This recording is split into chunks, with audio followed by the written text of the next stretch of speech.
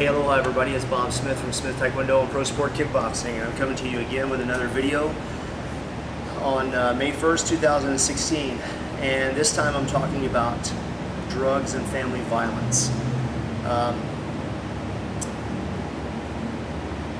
I could take this conversation anywhere, this monologue anywhere I wanted to.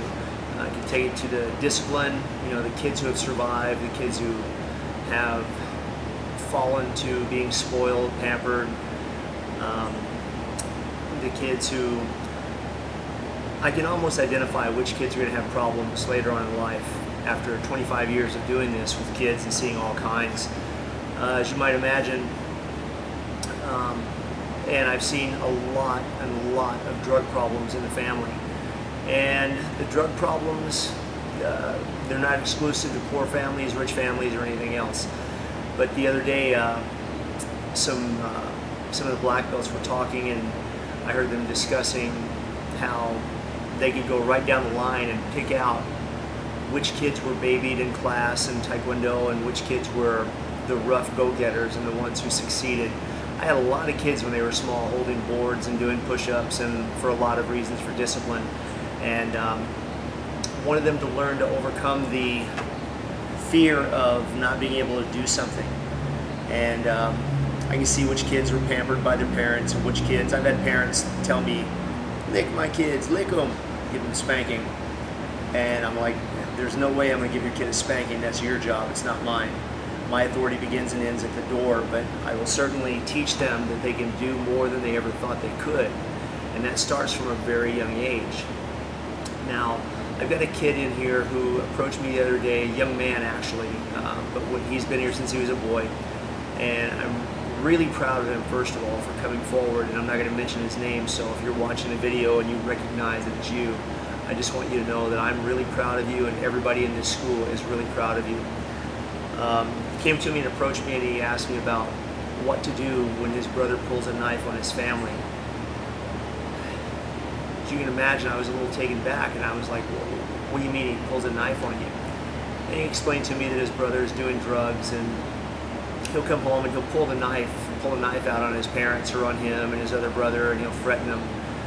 And I told him, well, first of all, tell your parents. And he says he's told his mom and dad, and his dad says that nothing will happen, that his brother will never use the knife. Well, that's the first mistake, saying that you'll never use it. Hawaii is full of victims who trusted that somebody that loved them wouldn't hurt them. And most recently, this ass clown in Maui, Stephen B. Schmidt, who walked into Kahului Foodland and cut his wife's throat and stabbed 2 other first responders. You can never say that you know it'll never happen. Biggest mistake you can make. So please don't say, I know better, I know he'll never use it, I know he'll never do that. Too many of these jackasses try to control you through fear. And even in court, they'll say, I was never going to do anything, I just wanted to scare them into believing it. And I don't buy that. You can't take the chance on someone that's on drugs. You can't take the chance of them threatening to harm you or harm a family member, especially when they're saying they're going to kill you, and assume that they won't do it. You have to assume that they will do it. And for the parents, it's your fault. You're the ones dropping the ball on this. So my young man asked me, what do I do? And well, the first and most important thing is keep yourself away from your brother. I've seen drugs in my own family. I've seen the use of methamphetamine, of people thinking that they have it under control. Now imagine this, methamphetamine, one of the most powerful drugs on the planet. The stimulation that you get is so strong that it can't be duplicated, and you're hooked instantly. Smoke it one time and you're hooked instantly. But yet there are local kids by the thousands that are smoking this drug, and they think that somehow they are the exception to the rule.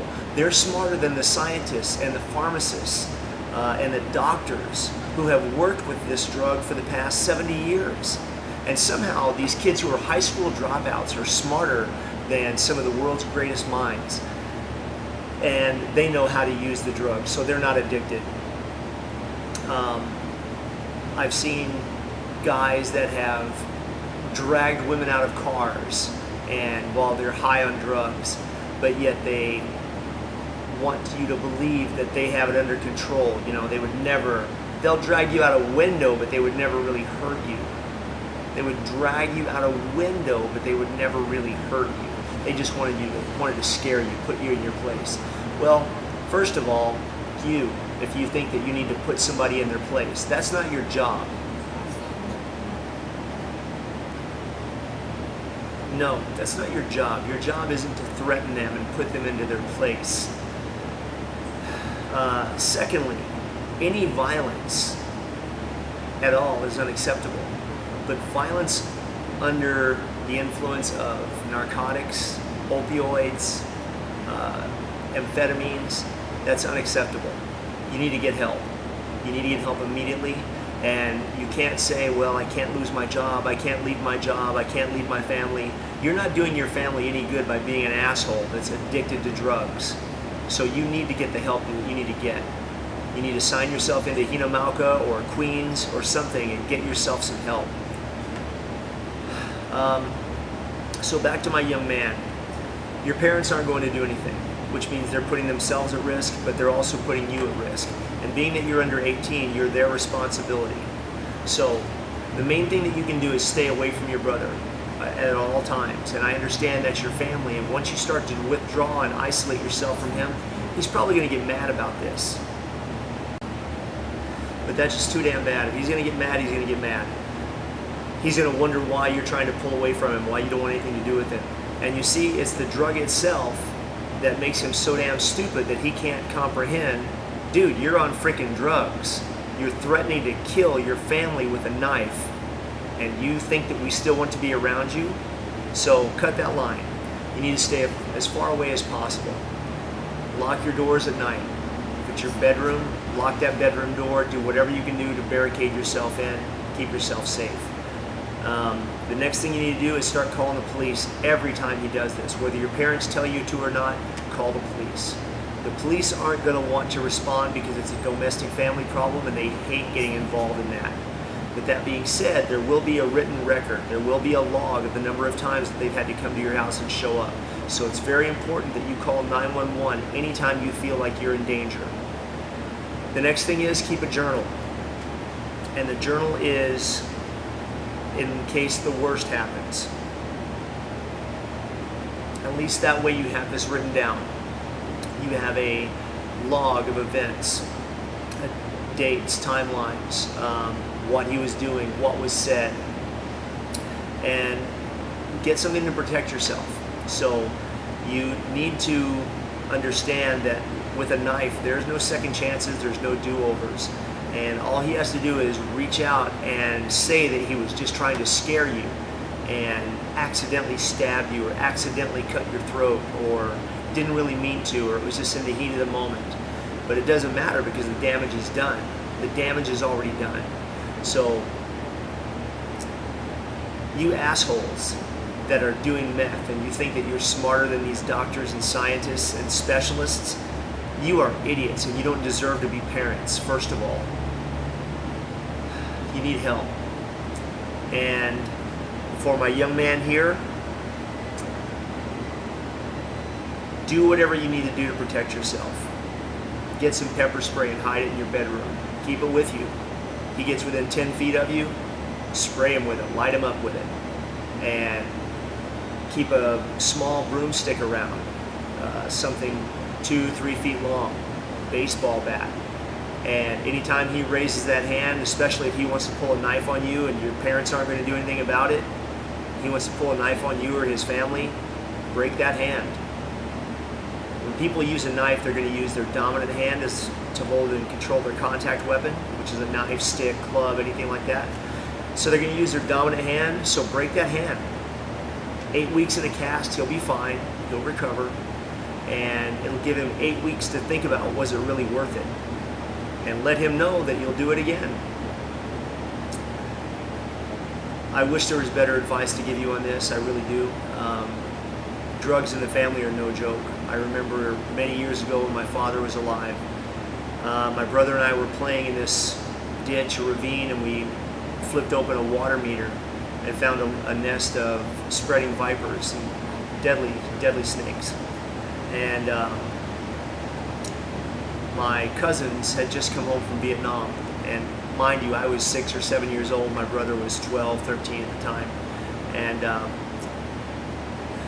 my cousins were hooked on drugs. They had some bad drug problems when they first came back, very difficult for them. And they had threatened to kill some family members, and they had been abusing some family members. And when my dad got wind of this, he wasn't going to take it. He walked over, and we went and told my dad that we found these snakes, and these guys threatened to hurt my dad. And my brother and I were I was terrified. I don't know what my brother was feeling, but I was terrified.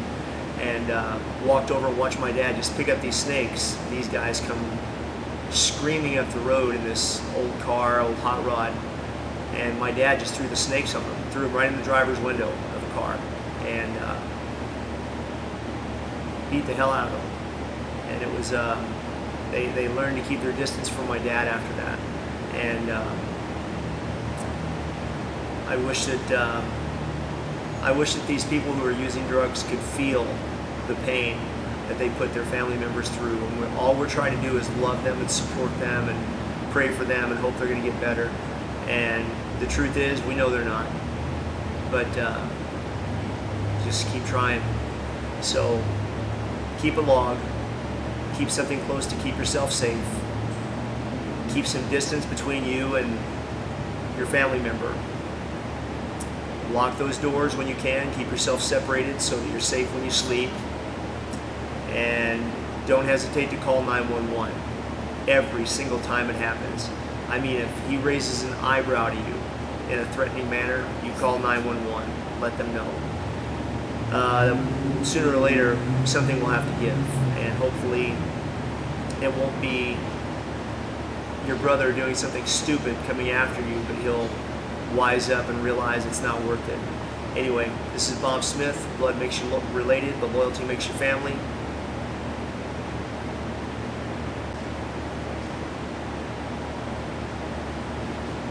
Anyway, this is Bob Smith, and just remember that blood makes you related, but loyalty makes you family. Until next time, out.